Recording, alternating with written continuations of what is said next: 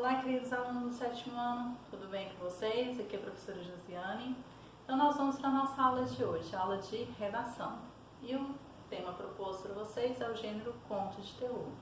E o que seria o conto de terror? Vamos por partes. Então vamos pelo conto. O conto é uma narrativa breve de acontecimentos imaginários e possui um grupo menor de personagens.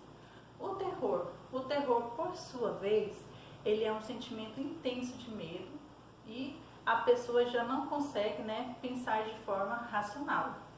Então, o conto de terror é um relato ficcional que pretende provocar um sentimento de medo no leitor. Uma das principais características do conto de terror é a sua densidade e a sua coerência na história.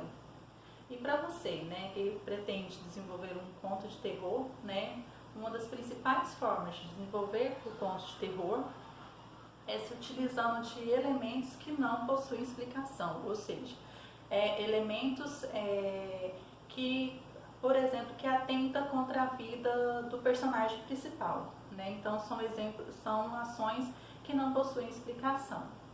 O cenário também ele contribui muito para o desenvolvimento daquele medo. Por exemplo, porões abandonados, casarões, cemitérios. Então, isso tudo gera um sentimento de medo.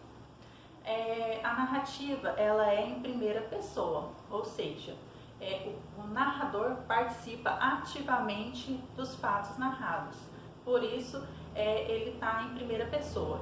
Ele pode ser ou não o personagem principal. Então, o narrador ele pode ser ou não o personagem principal da história. O conto de terror ele também se destaca pela sua densidade e pelo seu clima de suspense. E a narrativa de terror ela também se caracteriza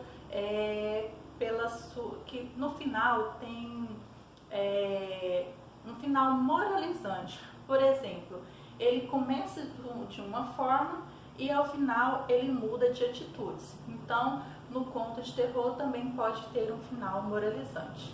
Então, abaixo segue aí o texto, a máscara da morte pública.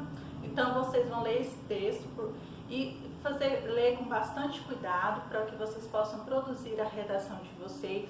Qualquer dúvida vocês me procurem e qualquer dificuldade é só procurar aí na plataforma digital que estarei à disposição. Um beijo e fiquem com Deus.